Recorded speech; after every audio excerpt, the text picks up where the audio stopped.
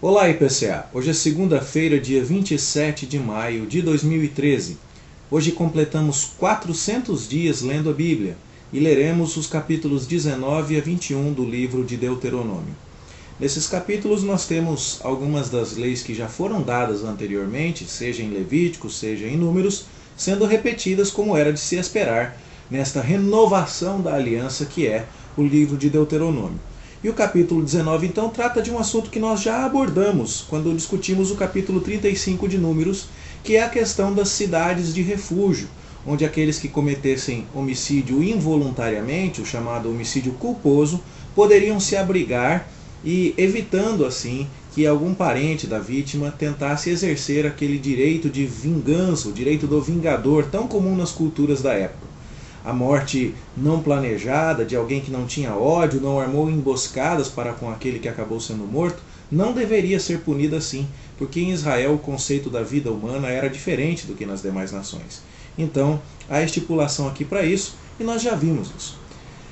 Há um pouco também aqui no capítulo 19 sobre os limites das cidades e dos territórios pessoais que não deveriam ser mudados. Aquela velha história de você alterar as divisas, empurra a cerca mais para cá, empurra a cerca mais para lá, para aumentar o seu espaço e diminuir do seu vizinho.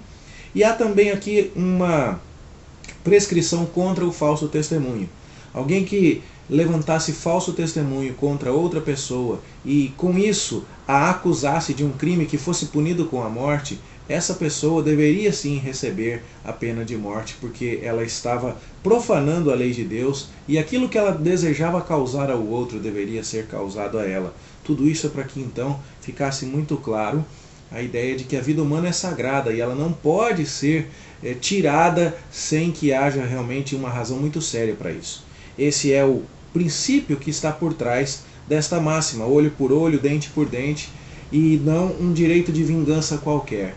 Há uma justiça que está procurando ser expressada nessas palavras, que postula basicamente o seguinte: a pena deve corresponder à infração. Isso não é uma autorização para vingança. Jesus corrigiu a deturpação desse princípio lá no Novo Testamento, no Sermão do Monte, e nós também já falamos sobre isso quando discutimos o capítulo 21 de Êxodo e o capítulo 24 de Levítico. O capítulo 20 de Deuteronômio nos fala a respeito da guerra. E o povo então deveria confiar em Deus, mesmo que os seus inimigos fossem fortes, para fazer a guerra. Esse capítulo também nos fala que, em contato com os povos cananitas, eles não deveriam ter nenhum tipo de misericórdia, porque estariam sendo o braço da justiça de Deus para punir aquelas nações em sua idolatria. Porém, se viessem a tomar limites maiores do que o da terra de Canaã e se viessem a se expandir, deveriam tratar as outras nações e as suas cidades fortificadas com humanidade, propondo paz aos seus habitantes, de modo que estes fariam um acordo e trabalhariam para o serviço dos israelitas, mas em liberdade. Apenas se fosse negada, fosse recusada essa proposta de paz, é que as pessoas do território conquistado deveriam, então, depois de feita a guerra, ser tratadas conforme as estipulações aqui. Os do sexo masculino deveriam ser aniquilados, mas as mulheres e crianças poderiam ser recebidas no povo de Israel. O capítulo 21 trata de uma outra seção, de um outro tema, que é o aparecimento de um cadáver no meio do povo de Israel, no meio da terra de Canaã. Quem foi que matou aquela pessoa? Ninguém sabe, foi um cadáver encontrado no campo. Para que ficasse claro que Israel era um povo que não compactuava com o homicídio e uma nação santa, os anciãos da cidade mais próxima ao local em que aquele cadáver foi encontrado deveriam fazer um sacrifício de expiação, suplicando a Deus que os tivesse por inocentes daquela morte, tendo em vista que o verdadeiro assassino era completamente ignorado. Isso então também nos faz lembrar daquilo que conversamos ontem a respeito dos anciãos da cidade, forma de governo que tem suas raízes no Antigo Testamento e que influencia até hoje a forma de governo eclesiástica. Por isso que nós na Igreja Presbiteriana temos o concílio do conselho, os seus presbíteros, os seus anciãos para governar. Vemos também a partir do verso 10 leis a respeito da mulher que fosse tomada prisioneira em alguma cidade que fosse vir a ser conquistada pelo povo. Não podia se tratar das cidades cananitas, porque nestas deveria haver destruição total. A idolatria daquelas nações deveria receber o juízo de Deus. Mas se em algum tempo futuro Israel conquistasse em alguma outra cidade, então, se o soldado israelita visse ali uma mulher que quisesse tomar para si como esposa, ele não poderia tratá-la como objeto. Embora isso nos faça olhar com certas lentes diferenciadas por conta da nossa época, parece que ele está aqui exercendo direitos de forma arbitrária e abusiva. Para os padrões da época, esta era uma lei extremamente humanitária. O israelita não podia simplesmente tomar a mulher e tê-la em sua cama na noite seguinte como se fosse um objeto.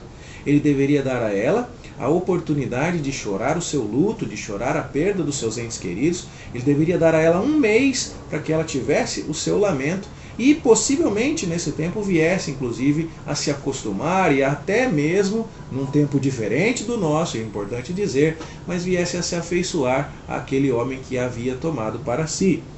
No entanto, se depois de ter desposado aquela mulher ele se cansasse dela, ele não poderia vendê-la como uma escrava ou tratá-la de qualquer maneira, mas sim deixá-la ir livremente, como uma pessoa absolutamente livre. Isso então significava que Deus estava dando proteção à estrangeira conquistada. Ela não podia ser tratada como objeto e, uma vez tomada como esposa, não poderia ser simplesmente abandonada ao bel prazer do soldado israelita que a tomou para si. Pode parecer estranho, mas há muita humanidade aqui nesta lei, sim. Também vemos no capítulo 21 outra lei que nos deixa um pouco confusos, que é a respeito do direito do primogênito. A ideia de que se um homem tivesse 2 mulheres, amasse uma, mas não amasse tanto a outra, que se, por exemplo, o filho mais velho dele fosse com a mulher menos amada, ele não poderia tratar o filho da mulher amada como primogênito em lugar do verdadeiro primogênito, filho da mulher não amada. Isso já nos deixa um pouco perplexos, porque e a poligamia? Bom, não estamos aqui observando um endosso à poligamia, mas estamos observando uma previsão de que ela vinha a acontecer. Deus, nesse momento, não está proibindo completamente a poligamia, embora nós saibamos desde Gênesis que a monogamia sempre foi o ideal de Deus. No entanto, as consequências da poligamia eram regulamentadas na Escritura. E havia então previsão para que não houvesse abuso de direitos. E o que nós vemos então é que o direito do primogênito deveria prevalecer e ficar com ele. Isso pode nos deixar um pouco mais confusos se a gente se lembrar, por exemplo, que Jacó deu a primogenitura para José e deu a ele porção dobrada e retirou os privilégios que eram de Rúben, de Simeão e Levi. Mas nós temos também que reconhecer que eram outros tempos. Essa regra está sendo dada para o povo de Deus viver em Canaã. Jacó, Esaú, que vendeu a sua primogenitura, todas essas histórias são histórias de um período de 5 a 6 séculos antes dos dias que nós estamos vendo aqui. E então a lei agora passa a valer depois do ingresso de Israel em Canaã. Por fim, nós vemos a questão dos filhos desobedientes, que deveriam ser levados mais uma vez aos anciãos da cidade, que teriam um papel fundamental, como vimos no culto de ontem à noite. E então eles, rebeldes, se fossem contumazes em sua desobediência, deveriam ser apedrejados, como vemos aqui. E, por último, vemos a lei dos cadáveres, das pessoas que fossem sentenciadas à morte. Esses cadáveres não poderiam permanecer expostos durante o período da noite. A ideia é que eles fossem recolhidos. Por quê? Porque a ideia de alguém que foi morto, que sofreu uma sentença de morte e foi exposto, aquela pessoa era uma pessoa maldita e a maldição não devia ser celebrada, ela deveria então ser recolhida logo. Esse é o princípio que está por trás da morte do Senhor Jesus Cristo. Maldito aquele que for pendurado no madeiro. E isso explica a razão pela qual os fariseus se apressaram em solicitar que o corpo do Senhor Jesus fosse removido da cruz, conforme nós podemos ler lá no capítulo 19, a partir do verso 30 do Evangelho de João.